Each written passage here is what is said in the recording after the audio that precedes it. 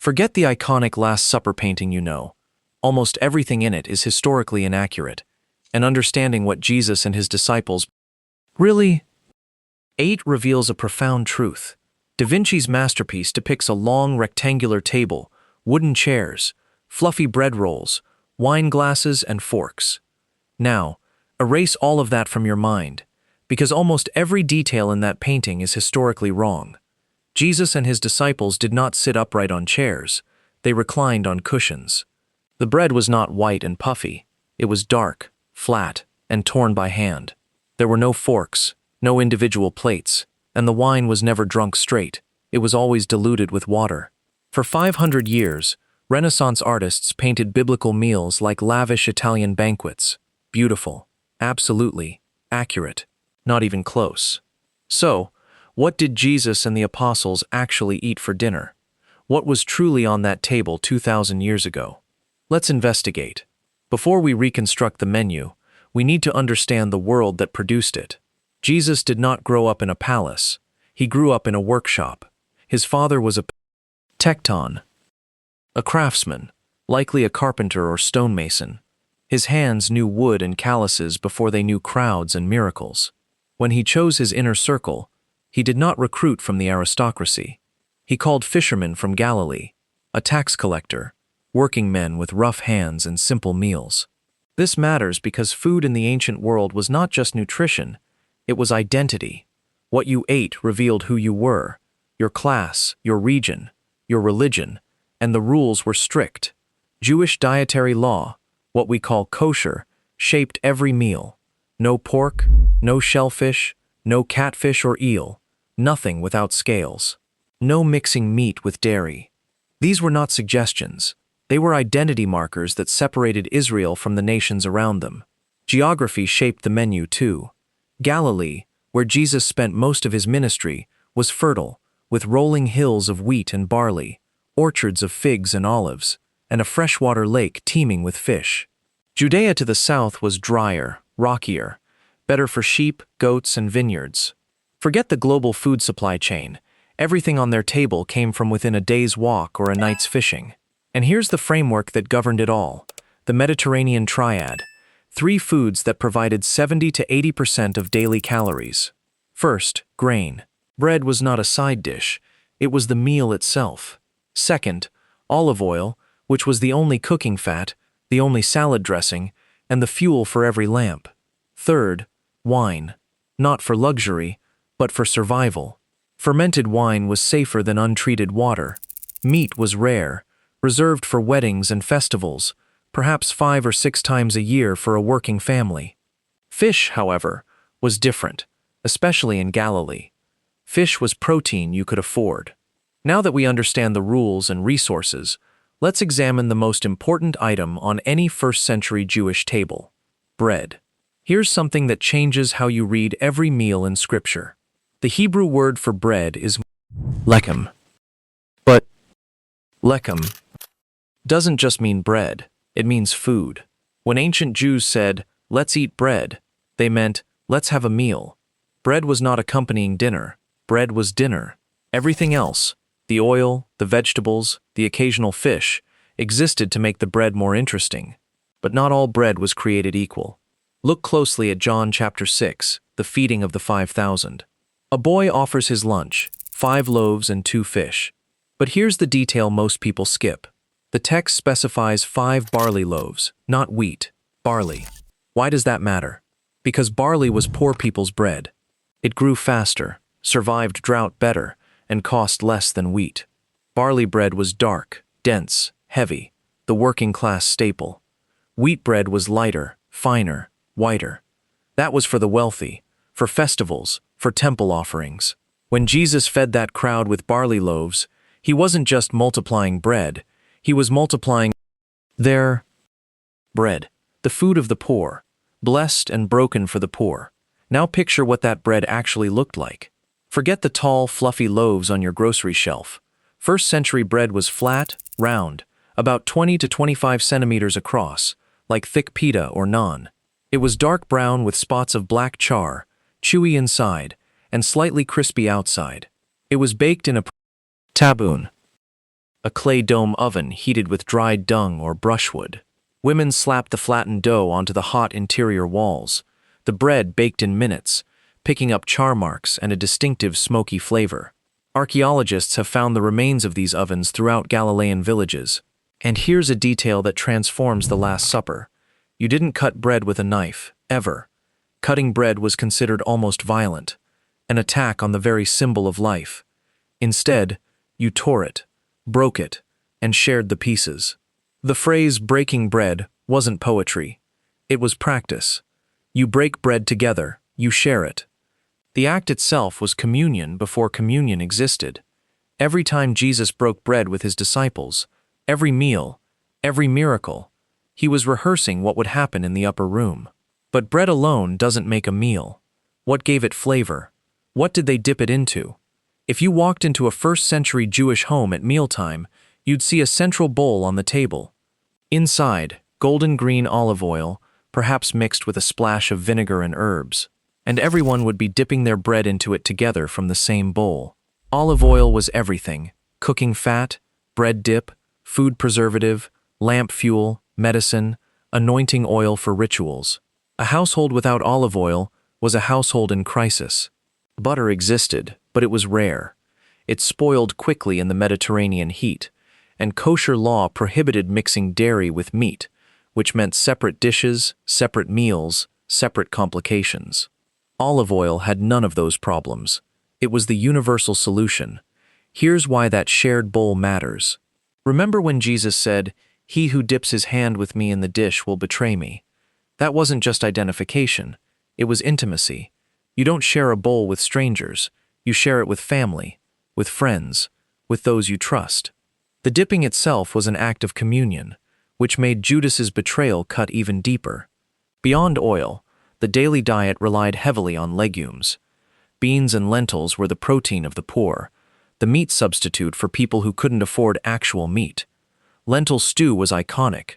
The Hebrew Bible tells us Esau sold his entire birthright for a bowl of red lentil stew. That's how good it was, or how hungry he was. Probably both. It was thick, earthy, filling, and cheap. A single pot could feed a family for days.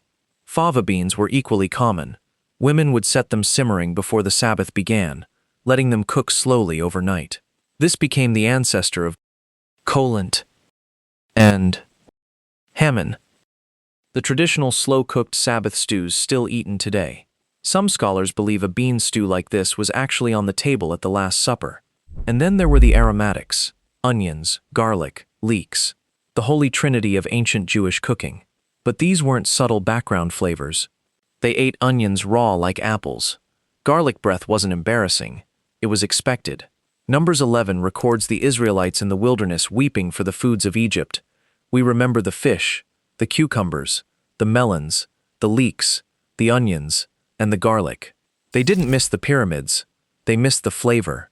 Bread and vegetables covered most days, but 4 of the disciples weren't farmers. They were fishermen, and the Sea of Galilee provided something vegetables couldn't: protein. When Jesus established his ministry headquarters, he didn't choose Jerusalem. He chose Capernaum, a fishing village on the northern shore of the Sea of Galilee. When he called his first disciples, he found them mending nets, casting lines, sorting the night's catch.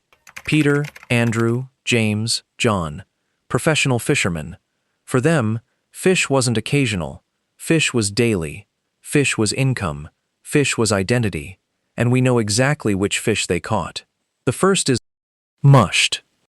What tourists today call St. Peter's fish. It's actually a type of tilapia. Large body, white flesh, mild and slightly sweet. This fish has an unusual habit. It's a mouth brooder, carrying its eggs and sometimes small objects in its mouth. Remember the story where Jesus tells Peter to catch a fish and find a coin in its mouth to pay the temple tax? Mushed. That's your fish. These were typically grilled whole over charcoal. In John chapter 21, the resurrected Jesus appears on the beach at dawn. And what's he doing? Cooking fish over a charcoal fire. Breakfast on the shore. Simple, intimate, exactly how they'd eaten 100 times before. The second type was sardines, tiny silver fish that swarmed the lake in massive schools. too small to eat fresh in any practical quantity. They were salted, dried, and pressed into cakes for preservation. These were almost certainly the few small fish multiplied alongside the barley loaves. Cheap, portable, poor people's protein. Here's an interesting detail. Mary Magdalene's hometown, Magdala, had a fuller name, Magdala Tarakea. It means Tower of Salted Fish. She grew up in what was essentially a fish processing factory town.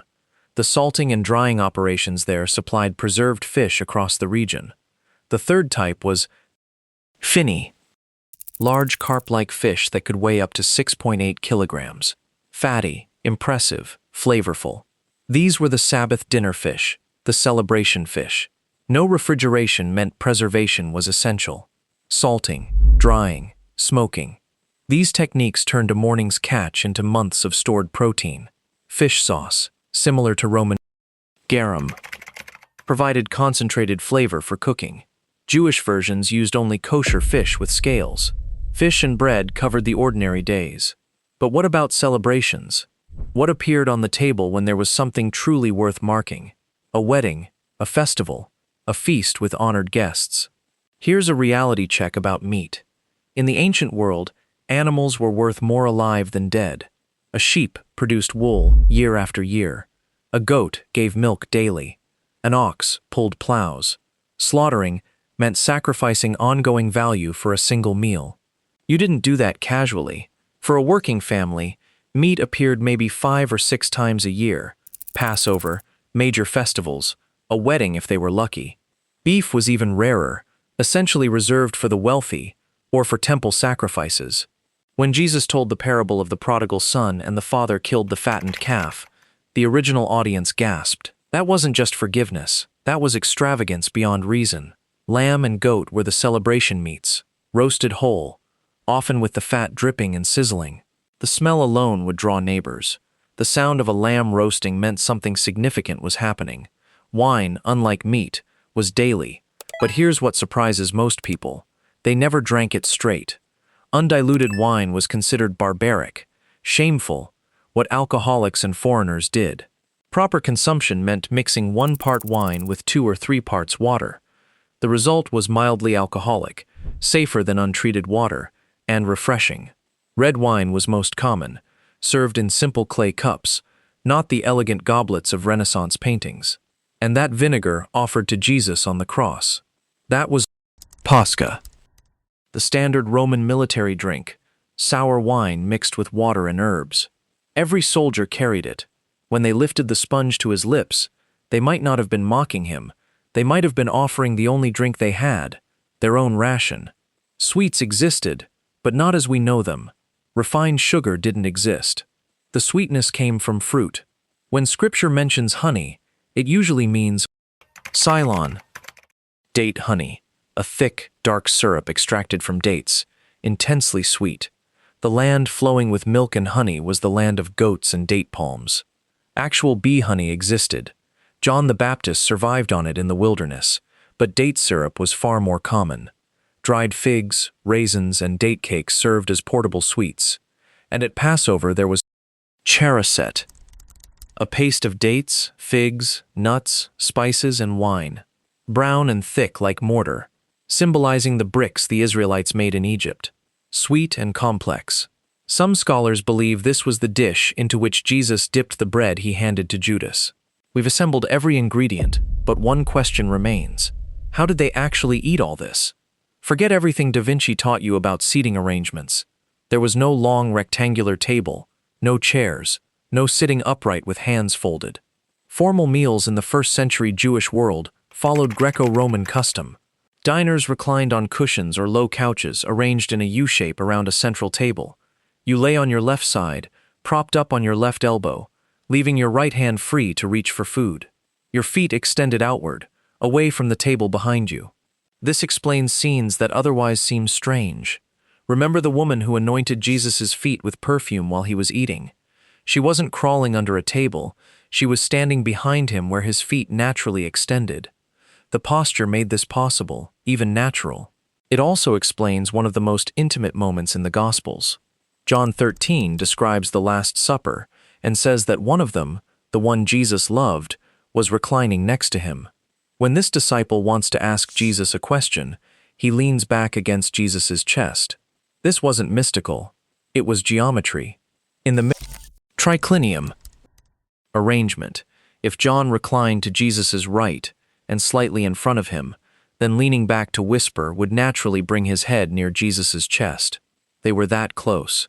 Close enough to whisper. Close enough to share breath. Before meals, there was ritual hand-washing. Netalat yadayim. Water poured over the hands from a vessel, usually stone. Stone vessels were preferred because, unlike pottery, stone couldn't become ritually contaminated. This explains the 6 stone water jars at the wedding in Cana. They weren't random decoration. They were purification vessels. The Pharisees criticized Jesus' disciples for skipping this ritual before eating. It wasn't about hygiene. It was about observance. And then there was the soup. No individual plates. Everyone dipped their bread into shared central bowls. But the host had a special gesture. He would take a piece of bread, dip it into the dish, and hand it directly to an honored guest. This was intimacy. This was welcome. This was love made edible. When Jesus dipped bread and handed it to Judas, he wasn't exposing a traitor.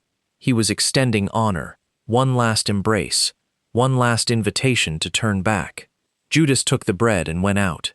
Now we have everything: the ingredients, the preparation, the customs, the posture. Let's step into that upper room. Evening falls over Jerusalem. An upper room, borrowed, prepared, private. Oil lamps flicker against mud brick walls, casting yellow light and long shadows. The air smells of smoke and roasting lamb and anticipation. A low table arranged in a U-shape, cushions on the floor. 13 men enter and find their places. They recline, left elbow down, right hand free, feet extending behind them into the room. On the table, flat, unleavened bread, pale, brittle, cracker-like, no yeast, no rise. This is the bread of haste, the bread their ancestors ate when they fled Egypt, with no time for dough to rise. Roasted lamb, bones unbroken, as the law required, the smell of it filling the room. Bitter herbs, raw horseradish, wild lettuce, dandelion greens, sharp enough to bring tears, a bowl of salt water for dipping the herbs, tears of slavery remembered. Charoset. Brown, thick, sweet, dates and figs and nuts crushed together with wine and spices. The mortar of Egyptian bricks, transformed into something you could eat. 4 cups of wine, red, dark, diluted with water, blessed at intervals throughout the meal, and perhaps a pot of bean stew, warm, filling, common. The meal proceeds as it has for generations. Blessings spoken, herbs dipped, questions asked and answered, wine poured. Then something shifts. Jesus reaches for the unleavened bread, flat, pale, unrisen. He lifts it. He breaks it. The crack echoes in the sudden silence. This is my body, given for you. He sets the pieces down, reaches for the cup. Not gold, not silver, simple fired clay. The wine inside, dark red, already mixed with water. He lifts it. This is my blood, poured out for many. The room is still. And then he does something unexpected. He tears a piece of bread, dips it into the communal bowl. The charoset, perhaps, the shared dish, the gesture a host makes for an honored guest. And he extends it to Judas. Not accusation, but invitation. One last act of love, one last open door, one last chance to choose differently. Judas takes the bread. He rises, he leaves, and it was night. Every detail converges here. The bread torn, not cut. The wine shared, not hoarded. The reclining posture of trust and intimacy. The soup of honor extended even to the betrayer. The meal was never just food. The meal was the message. 2,000 years have passed and Christians still gather, still break bread, still share wine. The ingredients have changed. Wheat wafers instead of barley flatbread. Grape juice in tiny cups instead of diluted wine in clay, silver trays instead of shared bowls. But the act remains. You break it. You share it. You remember. And now when you read a gospel meal, the feeding of thousands, dinner at Zacchaeus' house, breakfast on the beach with the risen Christ, you'll taste it differently. The dark bread, the golden oil, the smoky fish, the sharp garlic, the sweet dates, because now you know what was really on the table. Which detail surprised you most? The barley bread, the reclining, the soup? To Judas, tell me in the comments below.